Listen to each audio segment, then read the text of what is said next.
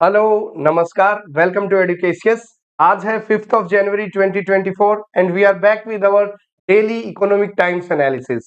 It is an initiative by the Educations to help you provide various aspects of the news and other concepts related to Indian economy as well as the conditions of markets in the economy. Let's start with that. First one is credit growth signals robust Q3 for India inclusive.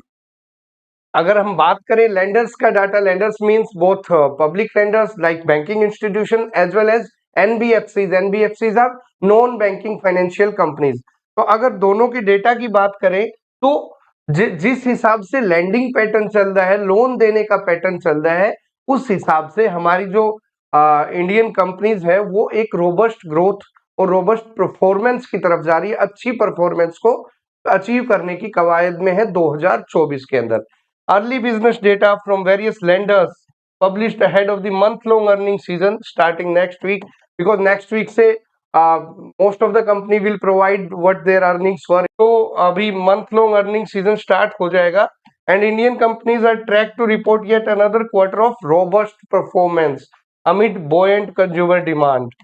Although the rising cost of fund might creep the profitability for financial as the pace of deposit mobilization trails credit growth. तो इन data को देखते हुए अभी अभी most of the companies अपनी earnings disclose करेंगी और इससे जो गया क्वार्टर है, जो बीता हुआ क्वार्टर है, उसका हमें पता चलेगा कि कितनी अच्छी ग्रोथ की है हमारी इंडियन कंपनीज ने। बेसिकली ये जो डेटा प्रोवाइड किया गया है various banking as well as non bank और as well as non banking financial companies के द्वारा, उसके बेस से हम ये एस्टिमेट लगा रहे हैं। जो रियल इमेज होगी वो तो इनका जो डाटा कंपनीज अपनी अर्निंग्स डिस्क्लोज करेंगी उसके बाद ही पता चल पाएगा कि किस कंपनी ने कितनी ज्यादा प्रॉफिटेबिलिटी अर्न की है, कितने ज्यादा इन्वेस्टमेंट की है और कितनी ज्यादा उसकी अल्टीमेटली अर्निंग हुई है। Non banking financial companies are the growth leaders for the financial services.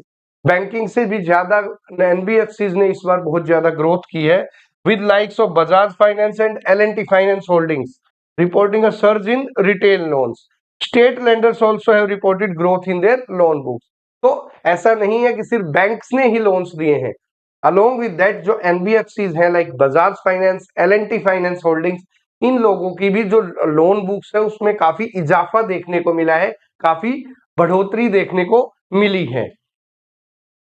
Even जो मिड साइज बैंक है, बंधन बैंक है, महाराष्ट्र बैंक ऑफ महाराष्ट्र है, फेडरल बैंक है या आरबीएल बैंक है, जो कि टॉप कैटेगरी ऑफ बैंक्स के अंदर नहीं आते like SBI, HDFC similarly, but उन लोगों ने भी, उनके भी जो असेट्स हैं, लोन असेट्स हैं, वो ग्रो हुए हैं and expanded 35% year on year at the end of December.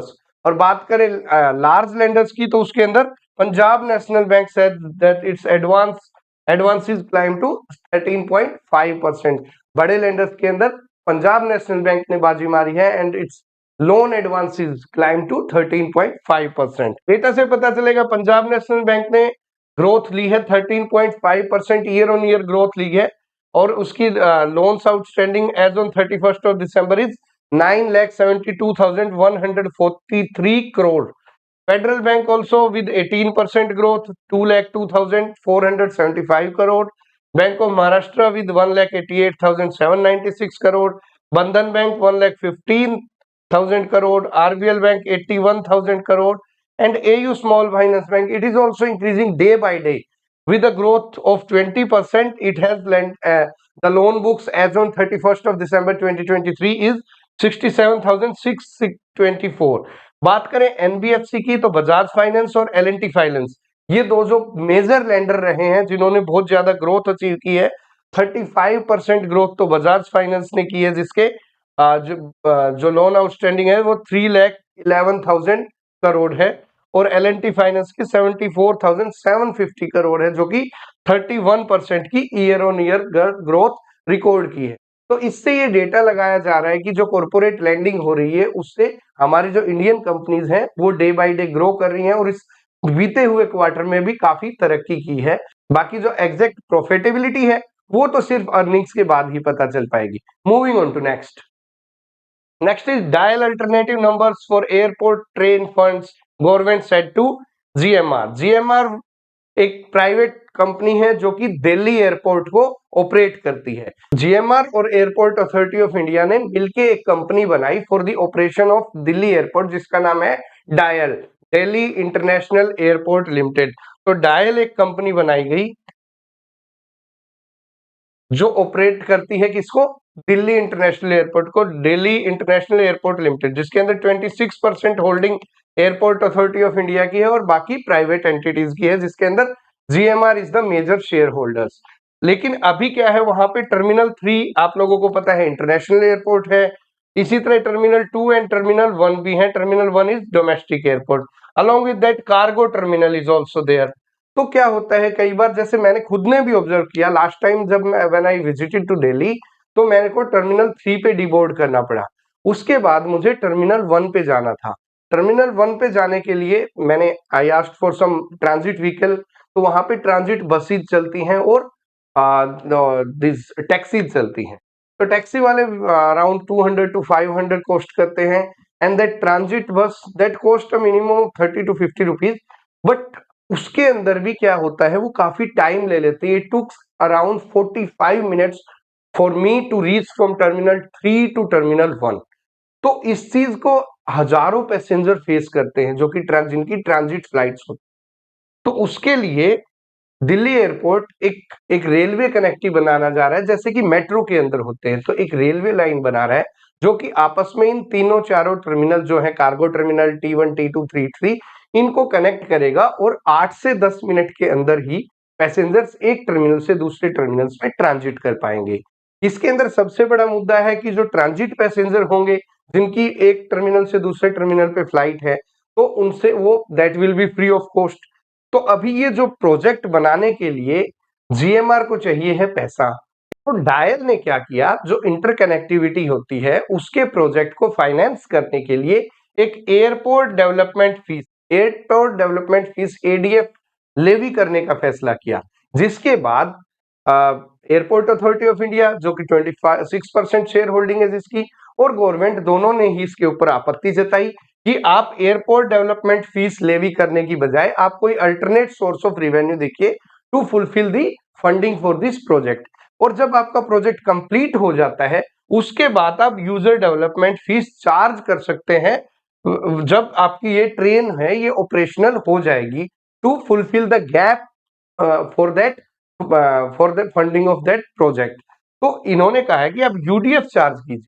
इसका एक रीजन ये भी है कि एयरपोर्ट अथॉरिटी ऑफ इंडिया और जीएमआर के बीच में जो कॉन्ट्रैक्ट है, उसके हिसाब से आप कैपिटल डेवलपमेंट के ऊपर जो पैसा आता है उसके अंदर एयरपोर्ट अथॉरिटी ऑफ रिवेन्यू का शेयर नहीं होगा, जबकि रिवेन्यू रिसीट्स के ऊपर उसका शेयर रहेगा।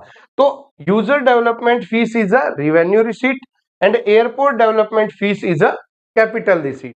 तो कैपिटल रिसीट्स के अंदर अगर एडीएफ ले लिया जाएगा तो एयरपोर्ट अथॉरिटी ऑफ इंडिया को उसका शेयर 0 मिलेगा, जबकि यहाँ पे यूजर डेवलपमेंट फीस पे उसको जो भी शेयर है उसका 26% जो भी what ever the partnership is, उसका एक हिस्सा उसको भी एयरपोर्ट अथॉरिटी ऑफ इंडिया को भी मिलेगा।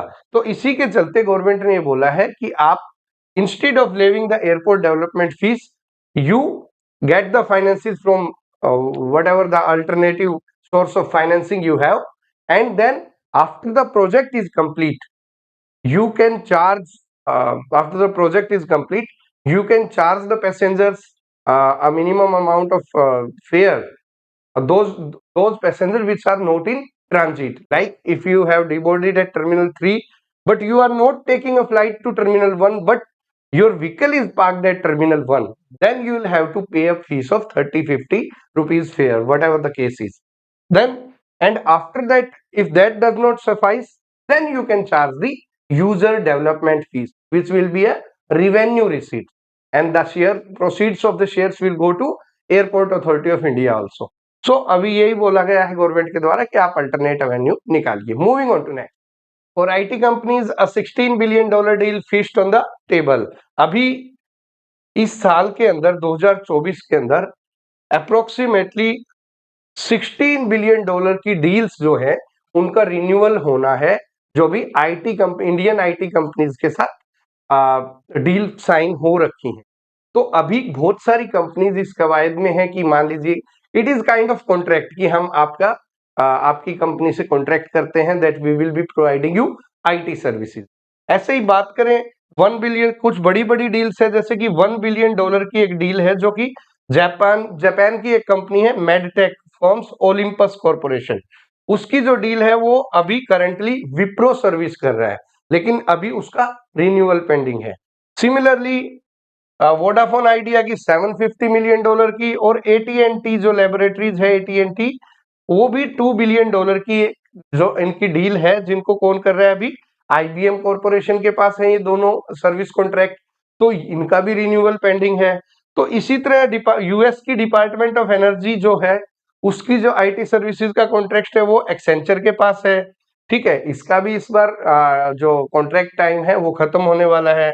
और सिमिलरली यूएस के और भी बहुत सारे, जैसे कि साइबर कमांड है, $1900 मिलियन की है, जो कि अभी प्रोस्पेक्टा के साथ है। नासा की $500 मिलियन की जो साइंस जो कॉन्ट्रैक्ट है वो है साइंस एप्लीकेशन इंटरनेशनल कॉर्पोरेशन साइक इंक्लूसिव के पास है। सिमिलरली बहुत सारे जो कंपनीज हैं, आईटी कंपनीज हैं, उनके कॉन्ट्रैक्ट्स का रिन्यूअल पेंडिंग है या फिर they are about to end. तो अभी जो हमारे आईटी मेजर्स हैं, because Indian IT companies are providing services at a very cheaper cost, बहुत चीपर कॉस्ट में हम सर्विस प्रोवाइड करते हैं as compare to our global competitor. तो अभी ये डील सेंड हो रही हैं, और इंडिया की जो कंपनीज हैं, टेक जायंट्स हैं, वो अभी ज्यादा से ज्यादा मेजर डील साइन करने पे की ओर फोकस कर रहे हैं। तो अभी जहां भी बड़ी डील साइन होंगी, that we will be taking care कि किसको कौन सा कॉन्ट्रैक्ट मिलता है। तो इसीलिए इस कवायद में चल रहे हैं कि हम ज्यादा से ज्यादा डील्स को साइन कर सके with the global majors like NASA and US department of energy, similarly Japan multinational companies. Moving on to next, companies make exit doors a tight fit for CXOs. हमने पहले भी एक बार एक न्यूज डिस्कशन के अंदर बात की थी कि जो हायर लेवल पोस्ट होती है like CFO, CXO, chief financial officer, chief experience officer, chief executive officer, तो उनके लिए वो क्या करते हैं, बड़े हाई पैकेज के लोग होते हैं, और वो एक कंपनी से दूसरी कंपनी पे स्विच करते हैं। जो जो प्रीवियस कंपनी होती है उसको बहुत ज्यादा लॉस रहता है, और इंस्टेंटली जब एक मेजर प्रोजेक्ट के बीच में एक बड़ा लेवल का अधिकारी छोड़ के चला जाता है या स्विच कर लेता है, तो अल्टीमेटली बहुत ज्यादा लॉस उठाना पड़ता है उस कंपनी को। तो इसी के चलते हमने देखा था कि कंपनियां बहुत ज्यादा स्ट्रिंजेंट मेजर लेके आ रही हैं, सो दैट ये बड़े हाई लेवल पोस्ट के जब तक प्रोजेक्ट कंप्लीट ना हो या जब तक उनका कूलिंग पीरियड ना हो, इससे एवज में सो दैट वो frequently job in lieu of the great packages, वो इन बार बार स्विच ना करे जॉब से, जिससे अल्टीमेटली जो कंपनीज होती हैं उनको लॉस फेस करना पड़ता है। तो Indian companies are aggressively tightening the employment contracts for the top executive to make them more binding by incorporating stricter non-compete and non-solicitation clauses। तो non-compete और non-solicitation clauses क्या होते हैं? non-compete होता है कि अगर आप एक कंपनी छोड़ के किसी और कंपनी में जा रहे हो, तो आपको, और वो आपकी कॉम्पिटिटर कंपनी है, तो जो आप उसके बिजनेस सीक्रेट हैं वो आप उसको डिस्क्लोज नहीं करोगे, सो दैट वहां पे ऐसा कोई कॉम्पिटिटिव लॉस ना हो प्रीवियस कंपनी को। सिमिलरली नॉन सोलिसिटेशन क्या होते हैं? नॉन सोलिसिटेशन में ये होता है कि आप मान लीजिए एक बड़ा कोई बड़े प्रोजेक्ट का एक सीनियर अधिकारी किसी दूसरी कंपनी में चल जाता है, तो उसको ये रहता है कि जो मेरे अच्छे एम्प्लॉइज थे, जो हार्ड वर्किंग स्मार्ट एम्प्लॉइज थे, मैं उस वो पुरानी कंपनी से उनको भी इस प्रोजेक्ट के अंदर ले आता हूं और स्विच करवा देता हूं along with their increasing packages. तो वो क्या करते हैं, पुरानी कंपनीज के एम्प्लॉयज को बोलते हैं कि तुम यहाँ पे अपना रेजिग्नेशन दे दो और वहां पे हमारी कंपनी में ज्वाइन कर लो and we will give you this this this package. तो इसकी वजह से जो कई बार ऐसा होता था कि एक सीनियर सीएक्सओ बहुत ज्यादा नंबर में जो एम्प्लॉयज थे, स्मॉल लेवल और मिड लेवल एम्प्लॉयज थे, उनको लेके दूसरी कंपनी में कंप्लीटली स्विच कर जाता था, और जिस वजह से जो बड़ा प्रोजेक्ट पुरानी कंपनी को मिला हुआ है उनको बड़ा लॉस उठाना पड़ता। तो इसको बार बार, ये अब जरूरी तो नहीं कि वो जिस कंपनी में गया उस पर भी टिक के रहेगा, वो अगली कंपनी में चला जाता था। इस वजह से बहुत सारी इन कंपनीज को, जो बड़े मेजर कंपनीज हैं, उनको बहुत लॉस उठाना पड़ता था और बहुत ज्यादा प्रोजेक्ट्स बीच के अंदर रह जाते। तो इन्होंने अभी क्या किया है, अपने एम्प्लॉयमेंट कॉन्ट्रैक्ट्स के अंदर चेंजेस लेके आ रहे हैं, so that it becomes non compete and non solicitation clauses उसके अंदर इंट्रोड्यूस कर रहे हैं कि आपको अलोंग विद दैट जो नोटिस पीरियड होते हैं, जो 1 महीने से 3 महीने या मैक्सिमम 6 मंथ तक के नोटिस पीरियड होते थे, उनको भी 1 साल से 6 महीने से 1 साल 2 साल तक बढ़ाया जा रहा है कि आपको नोटिस पीरियड ये सर्व करना पड़ेगा, that is cooling of period. तो इस तरह के स्ट्रिंजेंट मेजर से क्या होगा, जो एट्रिशन लेवल है या फिर जो बार बार छोड़ के दूसरी जगह चले जाते हैं और कंपनीज को लॉसेज होता है, उससे प्रिवेंट होगा। तो इस तरह की जो एनफोर्समेंट की जा रही है, तो वो की जा रही है। लॉन्गर नोटिस पीरियड है, एक्सटेंडेड नॉन पोचिंग कॉन्ट्रैक्ट्स हैं, also liquidated damages provisions are being built on more frequently. इसके अंदर क्या रहेगा, अगर कि कोई कंपनी को लॉस उठाना पड़ रहा है due to the change of the company of the higher executive, तो इस तरह के क्लोजेस की आपको इसकी भरपाई भी करनी पड़ेगी। हमें ये लॉस हुआ है इतना बड़ा, इसकी भरपाई भी करनी पड़ेगी। So these damages refers to predetermined amount to be paid by the outgoing executive as damage for failure to perform as per the contract। तो these liquidated damages are कि आप हमारी कंपनी को आपके जाने से आपका कंप्लीट एम्प्लॉयमेंट कॉन्ट्रैक्ट को फुलफिल ना करने की वजह से इतना लॉस हुआ है, जिसकी भरपाई आपको करनी पड़ेगी। रिसेंटली जो विप्रो कंपनी है, एक आईटी मेजर कंपनी है, उन्होंने 25 करोड़ का डैमेज मांगा है। एक former chief financial officer Jatin Dalal नाम के हैं सीएफओ, उनसे 25 करोड़ रुपए का डैमेज लिक्विडेशन डैमेज मांगा है कि आप बीच में चले गए, हमारी जो रूल था, नॉन कम्पीट रूल था आपके एम्प्लॉयमेंट कॉन्ट्रैक्ट के अंदर, उसको आपने ब्रीच किया है। In lieu of that you will have to give us 25 crore. So अभी ये बेसिकली केस आर्बिट्रेशन के अंदर है, बट सिमिलरली इन्फोसिस हुआ या दूसरी कंपनीज हुए, इस तरह के नॉन कम्पीट और नॉन सोलिसिटेशन क्लोजेज इंट्रोड्यूस कर रही है अपने कॉन्ट्रैक्ट्स के अंदर, सो दैट ये senior level officers does not frequently change their job from one company to another. Moving on to next. Next is income tax demand of rupees 4,000 crore looms over Siri Cement. Siri Cement है जो बहुत ही एक अग्रणी cement manufacturing company है।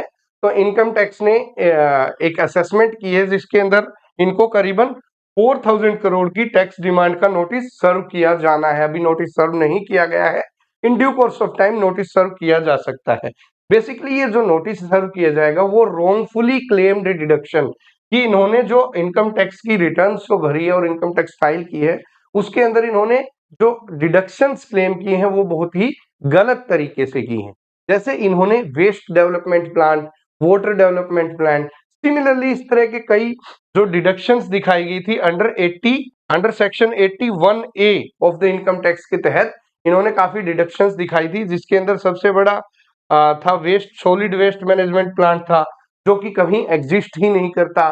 Similarly water management plant था, उसकी जगह कुछ 4-5 कुछ आरओ लगा दिए गए थे। आरओ वाटर प्लांट, जो वाटर ट्रीटमेंट प्लांट था, उसकी जगह कुछ आरओ लगा दिए गए थे, रिवर्स ऑस्मोसिस मशीन लगा दी गई थी कुछ जगह पे, और इसके एवज में इन्होंने बैक टू बैक बहुत ज्यादा करोड़ के जो सेक्शन 81A के अंदर डिडक्शंस क्लेम की थी।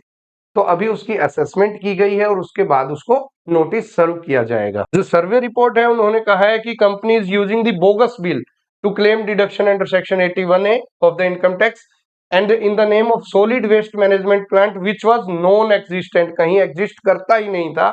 The company claimed 7,000 crore over the period under consideration.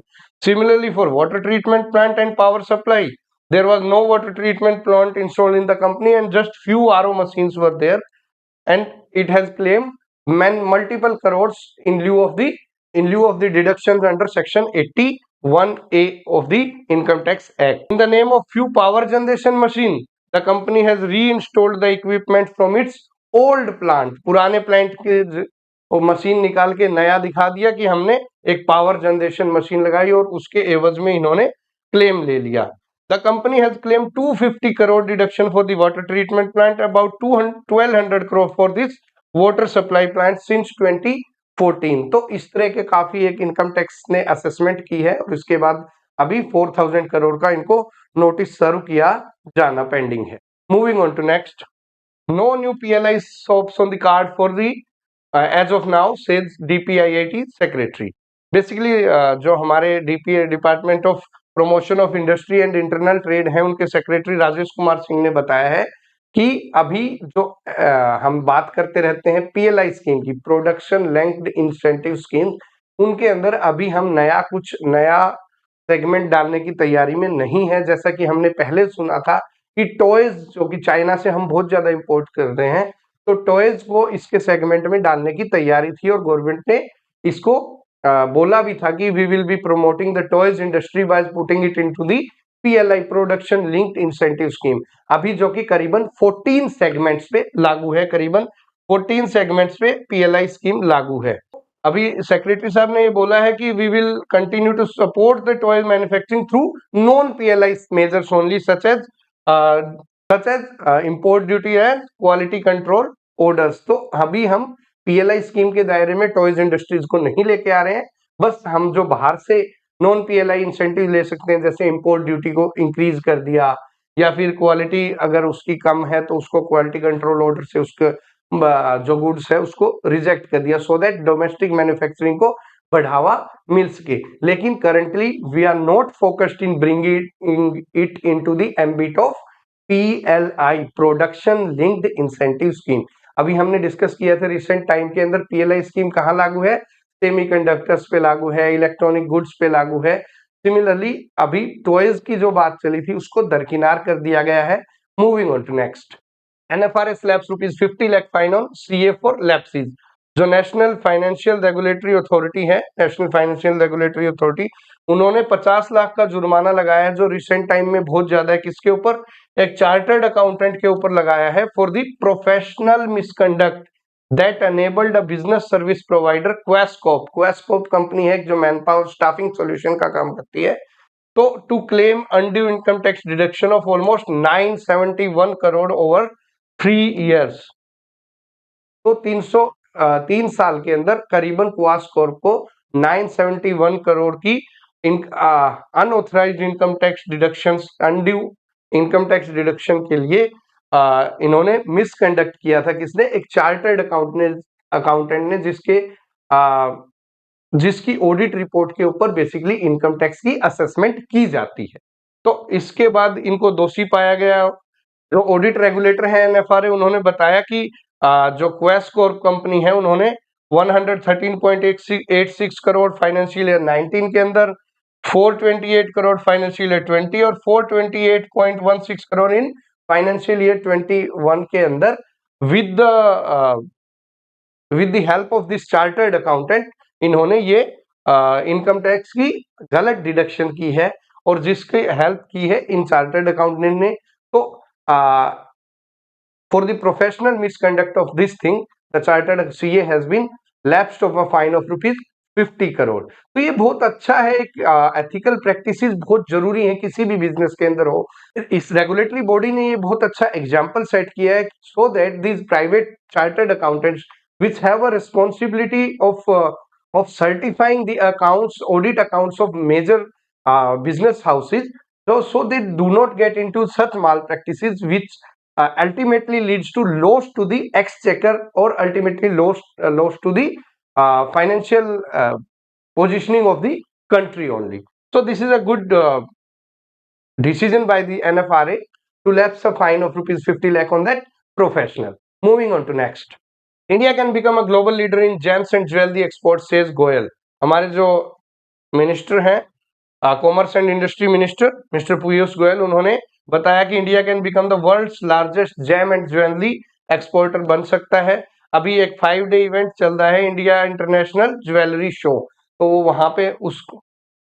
वहां पे आए हुए थे और उन्होंने इस संदर्भ में ये बात की कि हम लैब ग्रोन डायमंड के अंदर बहुत ही प्रोफिशिएंट हैं, और हम इसके ऊपर और एक्सपर्टाइज दिखा के, इसके ऊपर और इन्वेस्टमेंट करके we can be a global leader in the export of gems and jewellery. Basically इसके जो इंडिया इंटरनेशनल ज्वेलरी जो काउंसिल है, एक्सपोर्ट प्रमोशन काउंसिल, उसके जो चेयरमैन है विपुल शाह, उन्होंने भी ये कहा कि gold prices are set to skyrocket further due to de dollarisation trend. Basically पहले डॉलर के साथ लिंक होता था गोल्ड का रेट, अभी डी डॉलराइजेशन ट्रेंड चल रहा है, उसके तहत लोग डॉलर की बजाय गोल्ड के अंदर इन्वेस्टमेंट करना ज्यादा अच्छा समझ रहे हैं और इससे गोल्ड के प्राइसेस स्काई रॉकेट होने की संभावना है और सिमिलरली जेम्स एंड ज्वेलरी के भी प्राइसेस के अंदर इंक्रीज होने की संभावना है और इंडिया एक मेजर एक्सपोर्टर बन सकता है of this segment of gems and jewellery.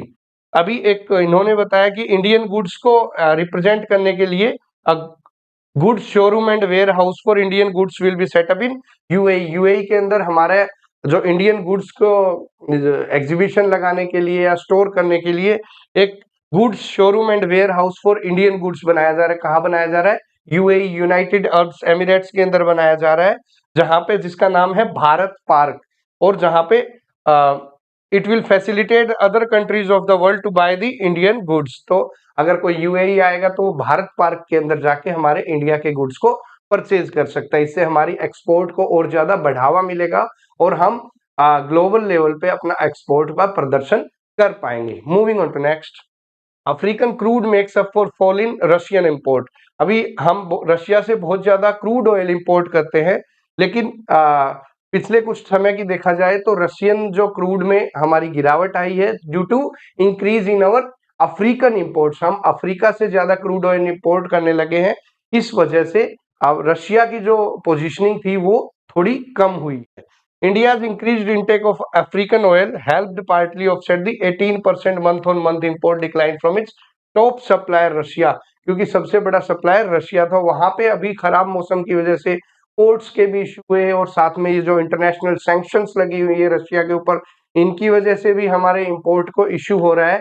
तो हमने स्विच किया है थोड़ा थोड़ा अफ्रीका की ओर ज्यादा क्रूड ऑयल इंपोर्ट करने में, and India's overall crude import fell to 4.6%, or we can say it's 210,000 barrel per day in December, जो कि पहले हमारा था 4.3 मिलियन बैरल पर डे था, लेकिन हमारा इंपोर्ट भी कम हुआ है, जिसके अंदर रशिया से 2,74,000 बैरल पर डे कम हुआ है। दैट मीन 2,74,000 बैरल कम हुआ है, और इसका फायदा मिला है अफ्रीका को, जिससे हम पहले 1,19,000 बैरल पर डे लेते थे और अभी 3,30,000 बैरल पर डे ले रहे हैं। बाकी हम सऊदी अरेबिया, इराक, यूएस कई जगह से हम अपना इंपोर्ट करते हैं, जो कि ऑलमोस्ट 1-2% की गिरावट या बढ़ावट के साथ उसी सेम पेस के ऊपर चल रहा है। तो ये बेसिकली जो इंपॉर्टेंट हेडलाइंस थी related to daily economic time analysis, आज के इकोनॉमिक टाइम्स एनालिसिस के अंदर ये इंपॉर्टेंट न्यूज डिस्कशन थे, जो कि किसी भी कॉम्पिटिटिव एग्जाम्स या फिर कोई जागरूक सिटीजन जो कि इकोनॉमी, अर्थ जगत या इकोनॉमी रिलेटेड से चीजों को ग्रास्प करना चाहता है in a very hassle free and in a quick way, so we brings to you the daily economic times analysis on Educasius, our platform. Stay with me, stay with Educasius. जय हिंद, जय भारत।